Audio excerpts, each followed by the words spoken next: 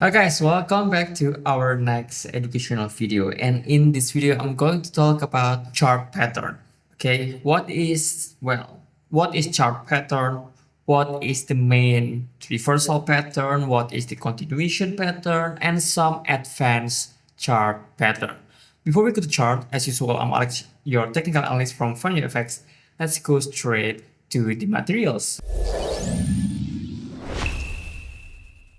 Okay, in this episode, in this series, I'm going to split the episode to three types of part. Okay, the first one is continuation pattern. The second one is more advanced pattern. And the last one is more reversal pattern. Okay, in the first part, we have chart pattern mastery, write the trend with continuation setup. Let's go to the next slide. Type of chart pattern, we have the first one, we have continuation. So the second one, we have reversals, and the third one, we have hybrid or advanced pattern chart pattern. And in the first one, we have sometimes continuation pattern can be identified that before the pattern formation, it makes a pole.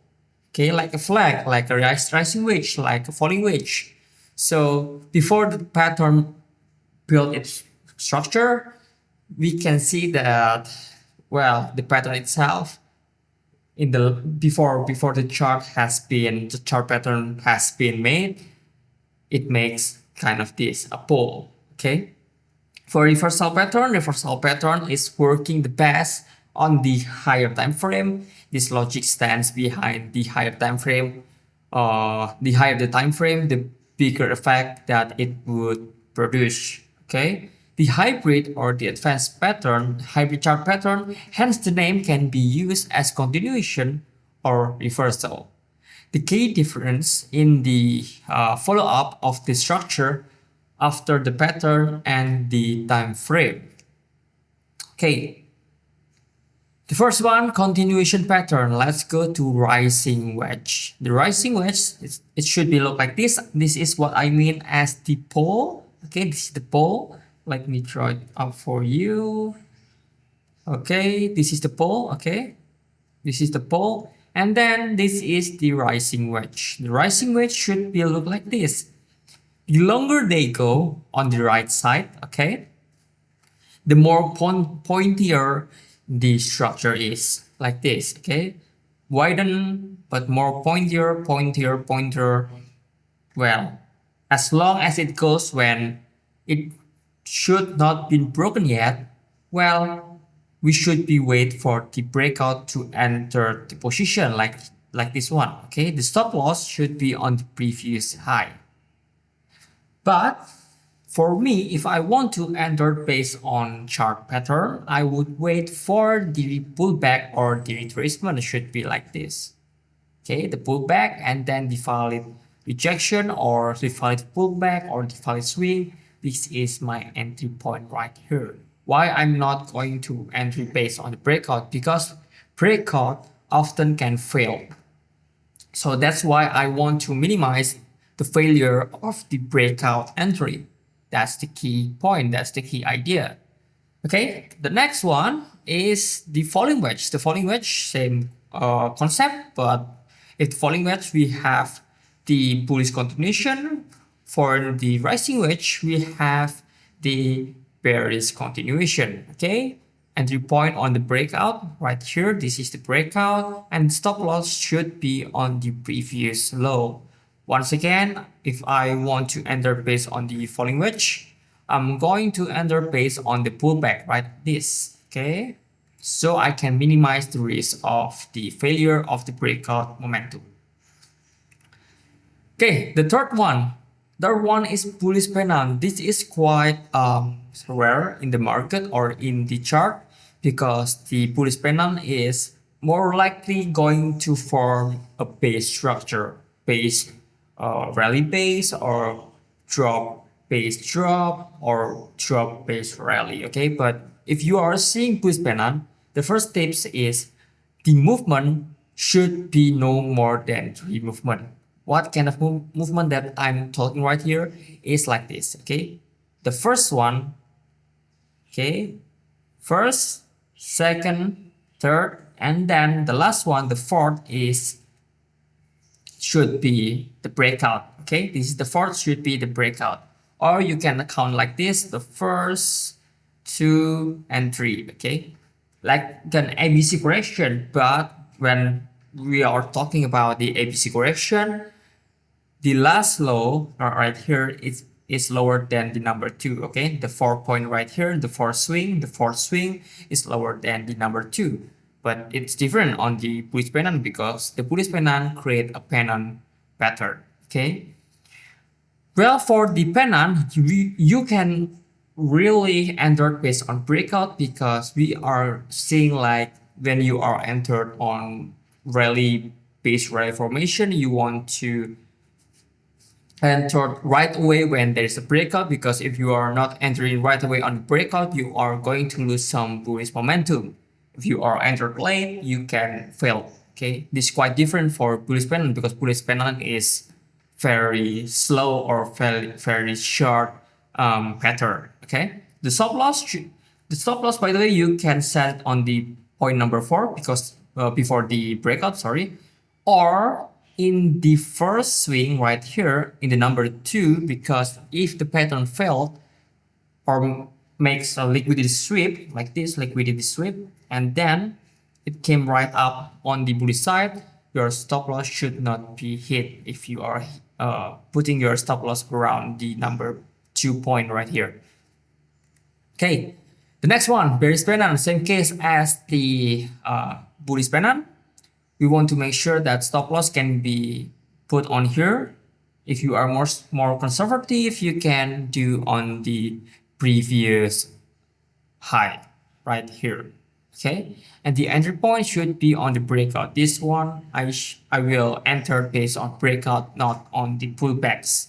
Okay, and then two more things is bullish flag. Okay, the bullish flag, the difference between the bullish flag and the rising wedge, okay, or the falling wedge, is the flag make rectangle rather than the pointier like a cone shape or the wedge shape. Okay, should be made like this. The price should not make like this. This is wedge. Okay, we do not want to see it. The bullish flag is quite rare because if you are seeing that the chart or the price move in the randomness in the price action, to achieve a perfect rectangle, it's so rare because oftentimes bullish flag can be seen as rising wedge or the falling wedge. Okay, so for the entry point, it's same like the falling wedge. Okay, we want to make sure that the price, well, you can enter on the breakout if you are aggressive trader. If you are more conservative trader like me, you can wait for the pullbacks right around here, then wait for the valid rejection, and you can ride the bullish continuation. The stop loss, this is very right. The stop loss should be right here. And by the way, for the continuation pattern, for the take profit, either it was the falling wedge, rising wedge, bullish pennant and bearish pennant, or bullish flag, or even bearish flag, if you are not well master the Fibonacci tool, you can abstract right here. Okay, you can copy the length of the flag or the pole, the pole. You subtract the pole right here on the length of the pole and then subtract it to the entry point right here. There, that is your take profit target. But if you are saying in this, or you are using your Fibonacci tool, okay, you want to make sure that you use the external retracement for the Fibonacci. So this is X, A, Y.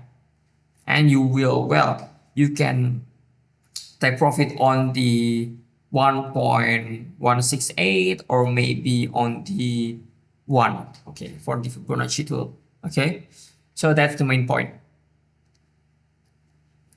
Okay, let's do next on the next slide, which is the last one. By the way, this is the last one of the first episode, which is the bearish flag. Same case, if you want to subtract the take profit target, you subtract the length of the ball and then subtract it to the entry point right here on the breakout. If you are not using Fibonacci, of course, if you want to use the previous chart pattern or the previous structure.